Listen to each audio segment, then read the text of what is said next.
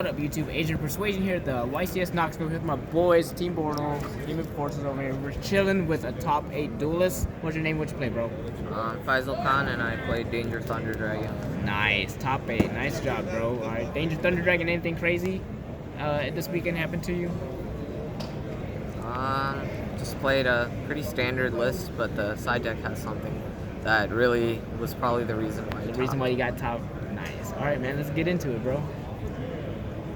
So start 3 solar. This guy is like probably the best starter because he gets Thunder Dragon's cards in the grave. So you can get that engine started. The combo's broken with him and Wyverburster. I don't play any other normal summons because drawing multiples is extremely bad. And I always like how if I draw him, I can just normal summon him knowing that there isn't anything else I'd want to normal summon. And for the Thunder engine, I really cut these down as much as possible because drawing these, except for this guy, is usually pretty bad. So 3 Thunder Dragon, 2 Dark, 1 Roar, and 1 Hawk, and 1 Duo. This guy kind of, like, if you think about it, he does nothing, but he kind of does everything, because he activates your Thunders in the hand. He lets you summon Colossus, and then he increases your hand size for Dangers, and he's a light, which is really important. So, very nice card. Dangers, 3 Nessie, 3 Jackalope, 3 Tsuchinoko, Bigfoot, 2 pop any problem cards going second. And I also played an 11th Danger. I played 1 Mothman. This is the 40th card in my deck.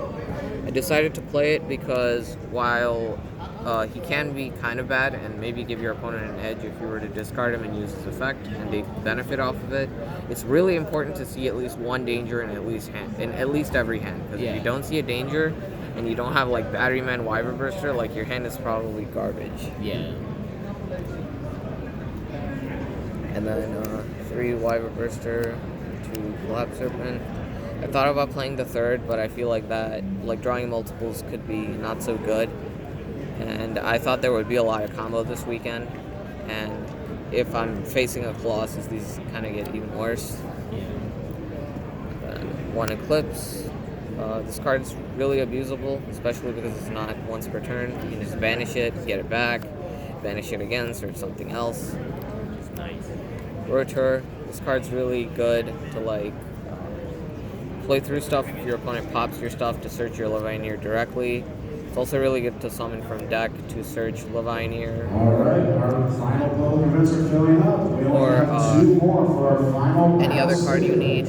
And it's also, one thing that's really cool about it is you can use it on any monster on the field, not just your own. So you can use it on your opponent's Hayate, which is a wind machine, to search Spell Chancellor, which I cited. Hey, that's kind of cool right there. It's dope. And that card wins the striker matchup. 3 Levianeer. It can get cloggy at 3, but I felt like rather than feeling bad about drawing it when I don't need it, I'll feel really bad when I don't have it when I do need it. 1 Diablos. 1 Chaos Emperor, the Dragon of Armageddon. This card lets you use Eclipse Wyvern multiple times in a turn and just pretty much ends up being a free level 8 because you can just summon him normally for the X deck. And I decided to main 3 Phantasme. I discovered in my testing that this deck can play through the Orcus board, Danger board, if the Orcus board, Salamangreat, Striker, and if your hand is good enough and your opponent doesn't have everything, the Thunderboard too. And this card really does a good job of like letting you rebuild your hand so you have the actual tools to win, because if you have the right hand, you'll be able to play through almost anything. The last 3 Seca's Light, I just feel like compared to other spells, this plays around the hand trap tools to the best, like Droll and Lancia. If you activate this and get Drolled, that's the best action you can do before you get Drolled. And then against Lancia, you can set up better for next turn, or at least try to establish a Colossus or something so you have more cards to play with. That's the main deck, 40 cards. Extra deck, LP, Pisty, Agripane. And I played Beat Cop. For the times you can't make Saryuja with 4 different monsters, this card's really good, because sometimes you'll have 4 monsters but not be able to get them on board at the same time because the Roar replaces itself and the Wyverburster and the Collapse Serpent replace themselves. And this lets you like summon it and then have LP Pisty here combo. And then Triple Burst. This is probably the worst card in my extra deck. It does have an application where it can like run over a Sky Striker monster and negate right in the graveyard in the damage step. The reason you have to play it is to link away Beat Cop and the Beat Cop combo, so you can continue going to your aggravate. Hieratic. This card's really good. Plays around a lot of stuff. It lets you summon stuff like Brotor from deck in your opponent's turn, set up the Leviathan for next turn. The fact that it doesn't target is a really big deal too. It's tribute effect. And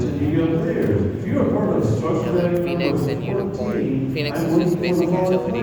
Need to destroy important spells and traps. Unicorn I decided to play because there's not anything else in your main extra inside that shuffles a card into the deck directly without like destroying it, and that's extremely important in some cases to get the removal you need. Two-star Yuja. I don't know why this card didn't get limited or banned in the past list. Ban, please. Just 2 Colossus. I feel like with Orchist coming up and Striker getting weaker, this card did get a little bit worse, so I decided to play only 2 of this and cut down on the Thunder Dragon Engine a bit more. Crystal Wing. I know most people are playing Hot Red. I decided to play Crystal Wing because I expected a lot of combo, and he's way, way better against combo. And I actually, in top 16, I played against Avery Foster, and he was playing Orchist, and he was siding Mystic Mind, and he used Electric Virus against me, and I forced it out with this, and then I Hope Harbingered his Mystic Mind to win the match, and he told me that games 1 and 3, if I had Hot Red instead of this, I would have actually lost. Oh yeah, it's true.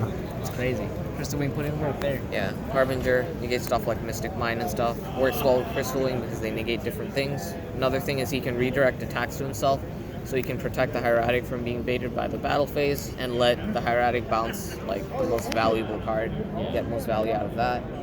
Then my 15th card is number 86, Xenophon the Sky Prison. I played this as my second rank gate because in grind games if you have a limited board, like if your board isn't complete because you were hand trapped a little bit, or your opponent breaks that board, you can use this as a second rank gate. It has a lot of attack points, so you can run over Bortle if your opponent makes that to try to break your board, because it gains 100 attack for each monster in the graveyards, and he has 2100. You play 37 monsters. Yeah, it's gonna get it. And then the main other reason I play him is his effect. You detach an Xyz material, and until the end of your opponent's next turn, he can't be destroyed by card effects, and neither player can special summon monsters from the graveyard. It's really good against Salamangreat because if they open like a basic Sunlight Wolf or whatever board, and they hand trap you and interrupt you, you just use your big Chaos Beaters in the main deck to run over their board. You just make this, and they can't Spinny, they can't Falco, they can't Jaguar, and they just lose. They can't play the games. You just really have to, if you go against Salad, just make this card and pretty much win. That's the extra deck, and then the side deck, 3 Artifact Lancia. This card is absolute because it's the only card that's like extremely broken against both Orcus and the Mirror Match, and it usually just shuts down the turns entirely. 3 Effect Veiler. I decided to play this because I couldn't really find like other side slots that were effective against both Orcus and Thunder Dragon, or like didn't get countered in some really ridiculous way. Veiler is really good because it's extremely versatile, and another thing I really liked about it is that if you go first and you do your full combo, a lot of people often like scoop against you without showing you anything, and this is a really safe card to side in because you know you're probably going second, and that helps a lot, and that actually won me a match where an opponent did that to me. I also side this in going first against Salamangreat because the only way they have to clear your Colossus is Stalio, and the only easy way for them to make Stalio is just Gazelle, hard draw Gazelle, send the Spinny, and if you have the Colossus up, they can't search with Foxy, they can't search with Lady Debug, they can't search with Circle Mining, and they can't search for the field spell with Veil. So if you just deny them Mirage Stalio, like this card is very good at doing, and you have Colossus on board even, you just win. And another thing I like about it is that you can draw into it with Phantasme, and it's usually very good no matter what. Like against Orcus, you usually Phantasme them when they have Rusty on field, and they revive Galateo with the Symbol Skeleton. So drawing into this with that is really good, because you dig 3 cards, and you can just negate the Galatea to deny the field spell, so they can't summon Nigirisu on your turn.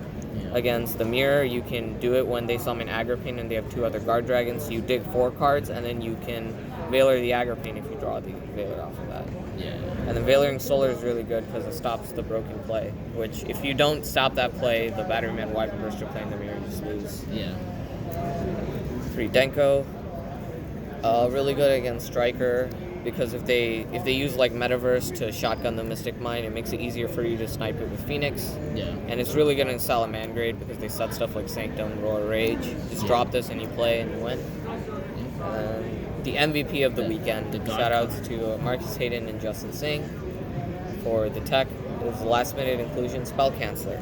I played against 4 Sky Striker Mind decks in Swiss, and I would just side this in going first or second and just win games. I could go first without fear having 3 of this in my deck, and since you play Saryuja and so many other cards, you can dig so much into your deck. You just make your whole board, and even if they use the other cards in their hand to get past your Harbinger and resolve mine, you just tribute summon this and you win.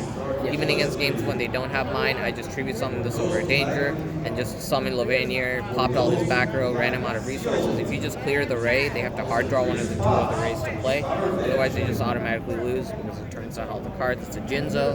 It negates the... Yeah, it's basically a Jinzo for spells. It negates the effects of all spells on the field as well as prevents spells from being activated. The last 3 cards, the Twin, Sky Striker, any trap decks I could face. Summon Limit was a card I was scared of if people were still playing that because if I don't play this, and they shotgun it, I actually don't have any outs. Even this doesn't help against that. I was afraid of that possibility. Yeah, that's my deck. All right, man. Shout outs you want to give, Faisal? Shout outs to my brother. He helped me test a lot. Shout outs to Marcus Hayden and Justin Singh. We talked a lot of theory. Shout outs to my team, GGS Trades, for providing me with this deck. Yeah. All right, man. Congrats on getting that top 8, man, and thanks for the deck profile, bro. Hey, good stuff.